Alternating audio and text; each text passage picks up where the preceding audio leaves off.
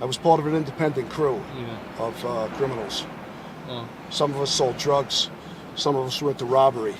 Some of the guys we knew were part of a gang called the Crash and Carry Gang.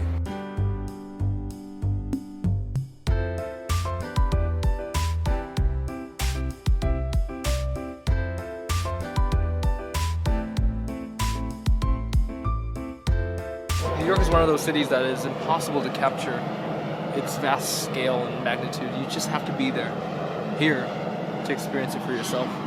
Just like how the Dutch experienced it for themselves. Do you remember them? We were like Dutch and we're New Yorkers. Therefore, we're excellent on bikes. Right? Okay, it's green, it's green. What do I do? What do I do?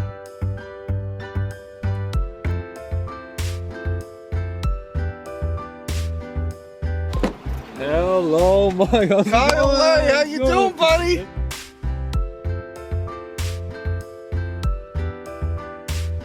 What's the best thing about living in New York?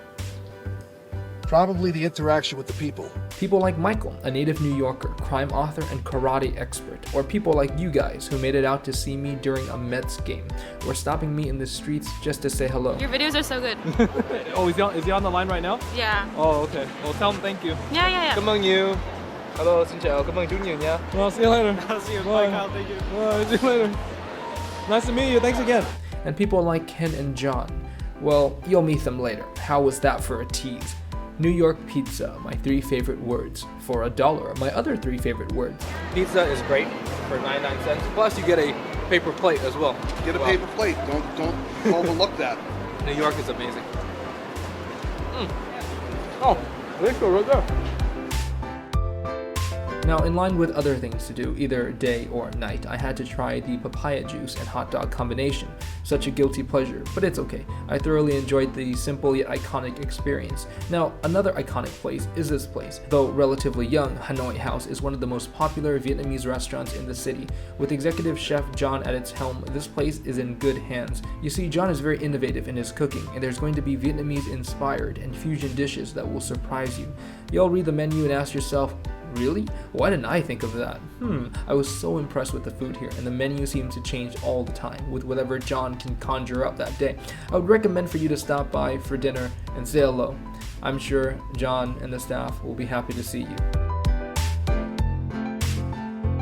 There was a club up here called Rascals. Yeah. My friends beat the out of about 4 or 5 guys. Then they came back like 10 minutes later with some sticks and pipes and stuff. So my friend pulled out his piece and dropped 2 of them. The rest ran. They used to ram trucks through storefront windows like fur places and stuff, and they would jump out, fill the truck with as much stuff as they could, and they would have lookouts on all the neighboring streets with walkie-talkies and stuff. But right before they would do these robberies, they would make a call like all the way across town saying that someone was being murdered, or a jewelry store window. They break a jewelry store window to lure the cops away from the actual crime scene. And this is right here in New York, right here in Manhattan. Right here. There's a lot more ethnic groups now, like, you know, the Vietnamese gangs. You got the Tongs, the Chinese in Chinatown and stuff, the triads. Wait, the Vietnamese gangs? Let's hold that thought indefinitely as I meet up with Ken, another native New Yorker who knows the city quite well. In fact, he took me to Chinatown, and most Chinatowns are always hustling and bustling, but honestly in New York there's so much going on everywhere all the time that it didn't feel much different. I mean, you do have shoes and fruits and roots and lanterns hanging on the streets. Well, that's kind of actually mildly poetic in a sense. Actually, I like New York City because when I'm filming, nobody stares. They're so used to it. Yeah.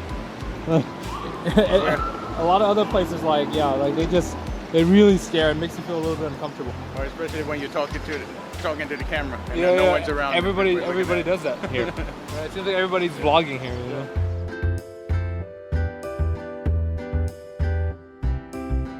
This place really needs no introduction. It's a New York favorite landmark, and I have never seen so much between bread before.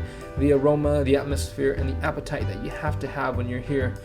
Man, it's just like in the movies. And of course, the sandwiches were delicious, including corned beef, pastrami on mustard.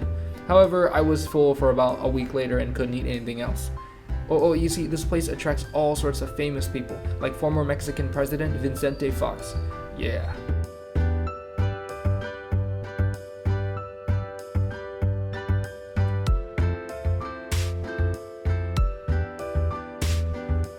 But back then, everybody was into crime and drugs. Yeah. I Well, mean- you mean like the 70s and the 80s? 80s and 90s. 80s and 90s. Wow, really? 90s. Cocaine was so big in the 1980s. By the mid-1980s, cocaine and crack cocaine had just completely engulfed this entire city. It was just insane what this city was like back then. People don't understand. You'd walk through a park like this.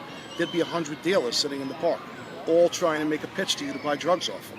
People would sit right out on these benches and smoke crack, shoot heroin right here in front of people, like it was nothing, like it was like a normal thing to be doing. Giuliani cleaned up the city, though. You don't do that anymore. You even get seen smoking a joint, you're getting locked up now. I was running my car up. This is when I lived on the Upper East Side. I was taking off to go meet somebody uptown, and I was driving up Park Avenue doing about 60 miles an hour. I was going fast. And I started to race to try and beat the lights. And I was just beat one, and I was going to go through the next one, but these three people started walking out from the sidewalk. And I hit my brakes. My car skidded. I hit the one guy just ever so slightly. He leaned on my hood, and who do you think it was? The actor Woody Allen. And that was one of my highlights of living in here. Wait, what did he say? What did he say? Like, I yelled out my window. I said, "Mr. Allen, I'm really sorry." He was like, "Don't worry about it." He smiled at me and just said, "It's okay." I've been following you for 5 years now. Wow, I actually that's felt incredible. like I got to know you through your channel. You made Vietnam very appealing to someone who has never been there, wow. and made me want to go. And I will get there at some point. Yeah, I hope you do. Wow, what is that? Oh my God. Fire engine.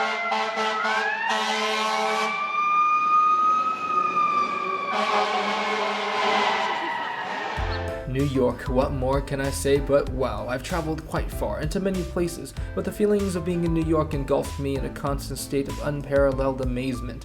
Wow this and wow that. New York is a big deal. It's a brand and it's an icon.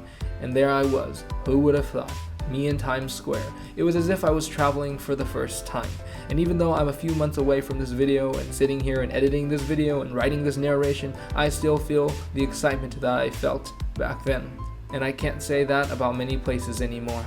Thank you to the people of New York, and thank you for watching and being a part of this journey with me. For the first time, I feel like a tourist somewhere. Hello to your vlog. Oh, thank you.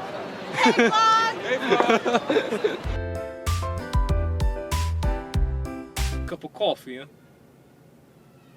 I can't do it. I don't have the New York. It's got to be Yeah. coffee. You'll give me a cup of coffee with milk and sugar, yo.